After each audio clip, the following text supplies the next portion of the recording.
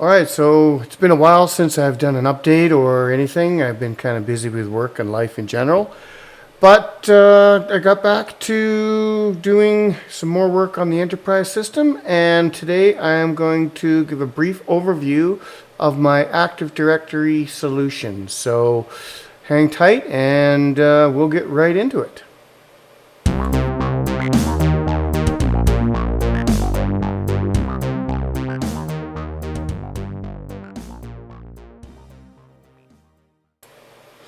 All right, so here we go. What we're going to do is we're going to talk about a product that I'm going to use to do the Active Directory structure. Also using it to set up my mail server. I decided to move it away from my PowerEdge on the standalone iron, and I'm just going to use that box for my own cloud and for my web hosting and my Moodle directories. And I'm going to put the mail directory on the same box as the Active Directory server. Normally I wouldn't do that because it's nice to separate the products and make them on different boxes or in different virtual machines. But here in my home enterprise environment, it's not a big deal. There's only a handful of users. It is not going to be a heavy load on the system. In fact, most of my mail accounts are going to be from automated monitoring systems and services. So most of the stuff is for me and me alone. So we'll get right into it here. So what we're going to do is I'm going to use this product called Zentyal. And Zentyal is an Ubuntu Debian-based core rather than CentOS or a RHEL system. And it lets me do my Active Directory setup. So what I've done is I've set it up on a small i5 box because again there's not going to be a whole lot of workload, and so I've loaded it on an i5 box, and in a later video I'll show you another system I'm using for my machine management and updating of my fleet, which is a landscape product by Canonical, and I've got it also on another i5 box. So this is the general overview for Zentyal when you get it installed and you're logged into it, and it allows you to pull up this main dashboard. So as you can see here, there's 19 system updates that need to happen. 10 of them are security updates, some of them are just applications and stuff. The general system, it lets you go into basically you can add new accounts if I want. I have one account, me. I probably should add a backdoor account just in case an account corrupts. It's best practices. I'm just not there yet. I just got this fired up and I wanted to give an overview. Set your date and time, where you're going to pull it from. I'm pulling from the Americas, from Vancouver, and there's the basics. Nothing special there.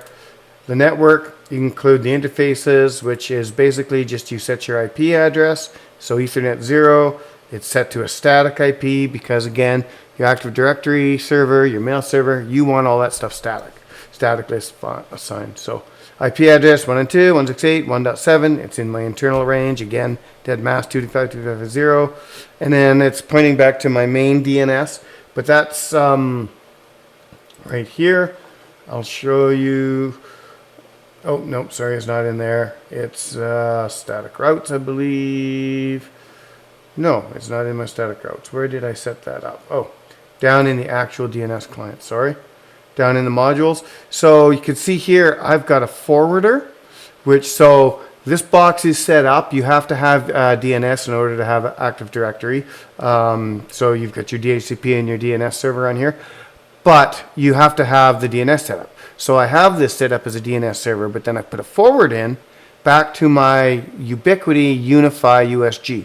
So 192.168.1.1 is the internal address of that device, and this just forwards all the traffic back to that.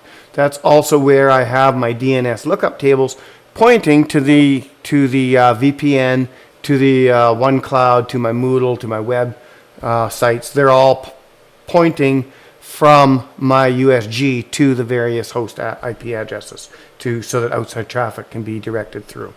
So that's all in the port forwarding. You can set up a firewall. I have bare bones, nothing is set up in there.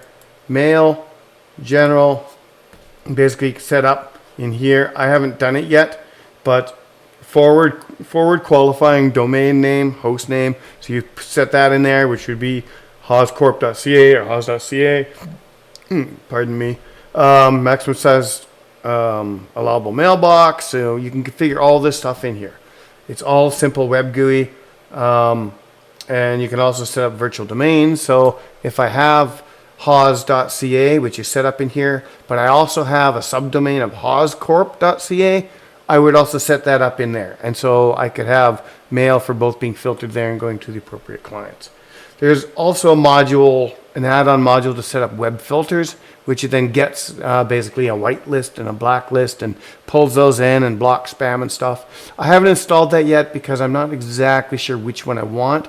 You can configure it for a few different providers of those lists, and I'm currently looking at which one I want before I implement that. Software management, this is where you can add components, run your system updates, configure your settings. So as you can see, different versions, select, update list, pretty standard. There's not a whole lot more to it than that, except when you go in here to the domain, you can set up the roles. So this is set up as my domain controller. This is set up for my domain hawse.local, although it's not showing the .local. It is set up for the hawse.local. Sorry, that's the NetBIOS name. Description of the server, because I have that description as a tag for my landscape box to handle the drives. Right here is drive letter H. And what that is for if I want to enable roaming profiles and have user drives, have all their documents saved onto the server, which I will be configuring for my NAS box. I will be doing, I will be setting up a mapped IP path over to the NAS box, and then it will be, the name's not coming to me right now. Oh, iSCSI, sorry, an iSCSI connector, which will then be the NAS box, which will, give me terabytes of storage.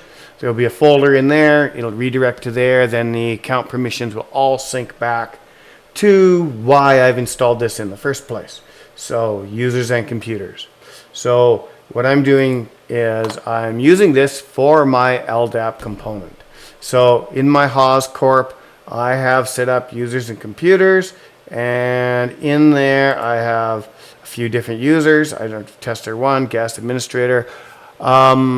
There is also my account, but it's hidden from display on here, my administrator role, my Paul account, because it's the one I set the system up with, and that one's always hidden by default when you're configuring the system. So you can assign privileges, passwords, reset, tag the email in. I'll just pull up tester 1 here, edit. So you set up the name, last name, display name, description, the email address to combine for the email account. You can set up quotas, reset passwords if you want, enable, disable the account. And there's actually here where you can assign it into user groups. And over here, I've only got one user group set up right now, which is just my test users. But that being said, this is where you do all that. Pretty straightforward web GUI, pretty simple. A little bit different than if you're used to working with Windows Server, because the Windows, the add-in tools, the RSAT tools, they are a little different, and this is slightly, actually a little bit easier to learn your way around, but configured a little different, and this doesn't have a tie-in for group policy objects, because group policy objects are not really implemented in a Linux environment and are handled in a different way. They can be implemented. It's one of the modules I could add in. However, I'm not planning on doing that because I'm not going to be using group policy objects, as I've only got a couple of Windows machines on here, and it's just not going to be of too much benefit here. I use them every day at work. I don't need to practice with it.